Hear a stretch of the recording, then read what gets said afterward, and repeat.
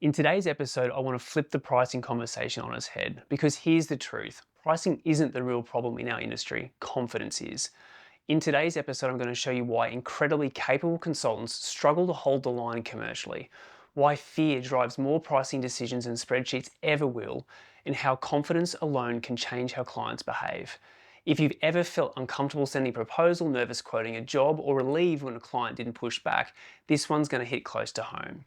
And for those of you who don't know me, my name's Josh. I spent over a decade as a director and shareholder of a 3 million engineering consultancy that we built into 30 million business.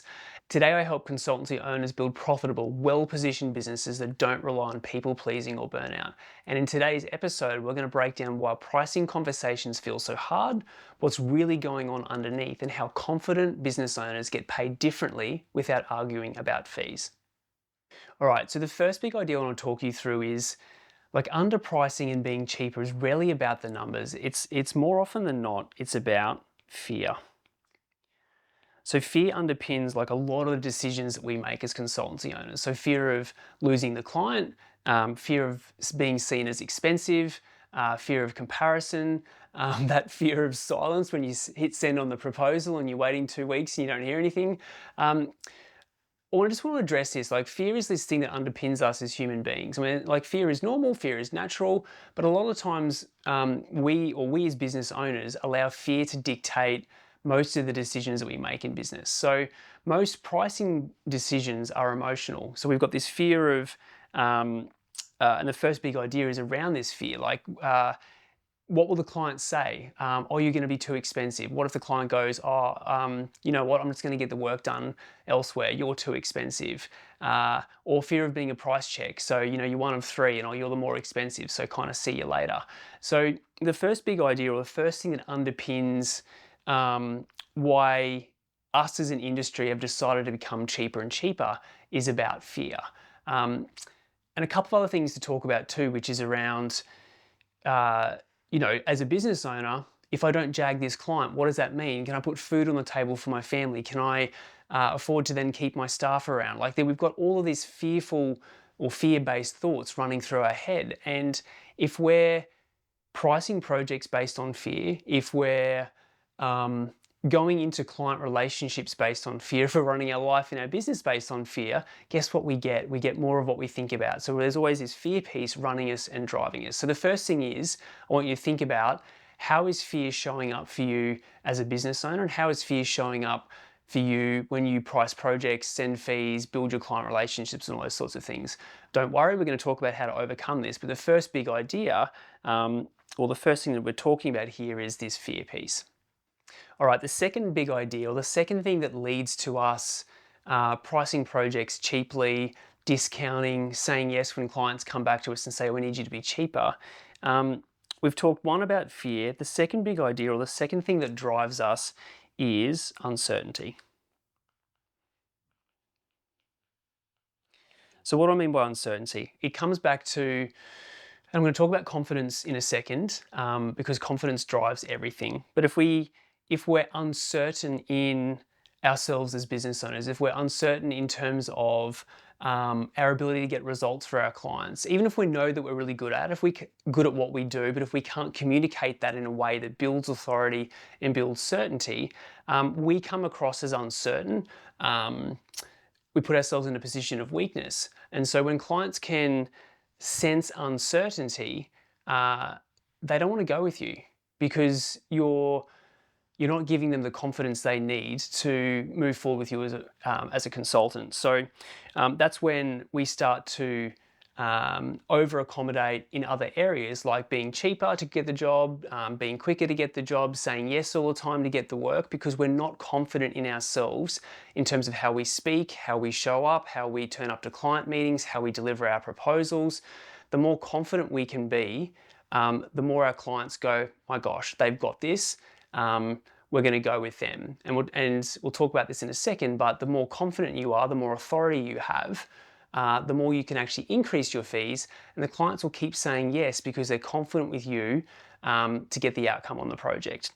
But the second big idea around uncertainty, when we have to over-explain ourselves, we have to chase and follow up all the time, and when we discount our fees, that's eroding trust in our clients' eyes, in our clients' mind.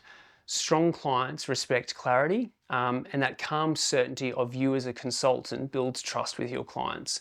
So the more you can be confident, the more you can be certain, and the more you can carry yourself in a way that delivers that, the more the clients are just going to go with you because you're building trust and certainty, and that's what your clients really want. All right, we've talked about fear, we've talked about uncertainty. All of these roads lead to confidence. So if we can position ourselves as a confident business owner, as a confident individual that can get results for your clients, the more they're going to go with you. So confident business owners, confident consultants owners actually get to pick and choose their work. The more that you come from a place of fear, the more that you come from a place of uncertainty, the more that you come from a place of doubting yourself, the more that you've got to rely on being the cheapest, being the quickest, all those sorts of things to actually win work and build your business in this industry. But confident business owners, they get to pick and choose their work. They know their numbers, they know their profit margins, they know their value in the marketplace, and they hold themselves accountable to that. They know what they need to hit to make good margins on their project, and they know that I'm not willing to go any cheaper than X because otherwise, if I do, there's no point in doing this project because I'm not making any profit on it. So confident business owners are they're also clear on who they want to work with. So a really big thing in the industry is just being a generalist and taking all the work that you can get, because that's a fear-based mindset. But when you're really clear on your niche, which is a conversation for another time, your niche in the marketplace, the value you bring and who you want to work with, when you know how to grade your clients, who's an A-grade client, who's a C-grade client, when you're really clear on who you want to work with, that builds confidence. When you're willing to walk away from a client that's guaranteed work because you know they're going to be painful and you're not going to make any margin on them, that is a confident business owner. So confident business owners say no early instead of resenting their clients later. So there's that sort of spidey sense that goes on when you're like, you know what, I need to walk away from this client, or I need to walk away from this project, because if I say yes to this work, I'm going to make no margin, I'm going to resent the client, resent the project later, and that's not good for me or my team. So you as a confident business owner, or becoming a confident business owner, you say early instead of resenting the client and the project later.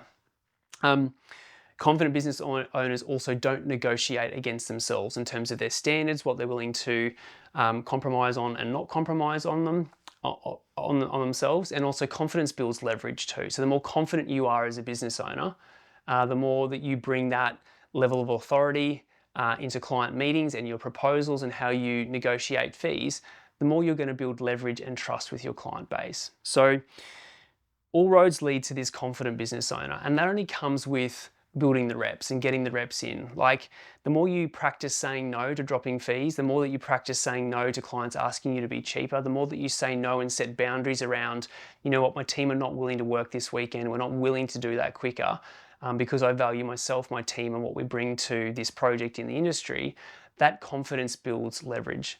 And the more confident you are, the higher your fees can be, the more profits you make, and the better business that you run. So I want to share a quick story about a boardroom client named Andrew. He had a moment that sort of encapsulates this perfectly. So after months of refining his positioning in the market, tightening his scope, backing himself in conversations, he was having a conversation with a client about an upcoming project. And the client said something that almost never happens. He told our client that he was actually underbilling himself. He was comfortable with our client charging 10% more. Nothing about his service changed, the work didn't change, nothing. He was able to charge more because of his positioning in his marketplace, the value that he brings to projects, the work that he's doing with that particular client. The client was actually like, you know what? You've knocked all these projects out of the park for us. You helped us immensely on these other projects. You're actually too cheap, because obviously their client sees all the other fees in the industry.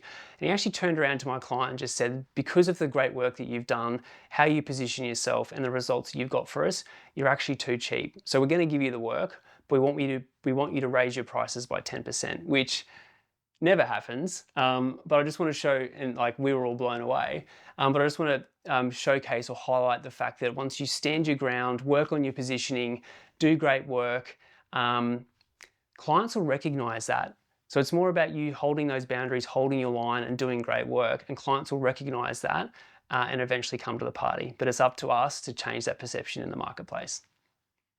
All right, let's land this plane. Pricing isn't about setting up a spreadsheet. It's how you think, it's how you speak and act as a business owner. If you want to stop discounting, stop dreading proposals and start being treated like the professional that you are, confidence has to come first. So if you'd like some help building a more efficient, more profitable consultancy, increasing revenue consistently and building a business that supports the life that you want, check out our 10 million plus consultancy roadmap training. It's a practical step-by-step guide to growing your business to that next level, whether it's to 1 to 3 to 5 million or 10 million and beyond. The link to that training is below this episode. So take care and talk soon.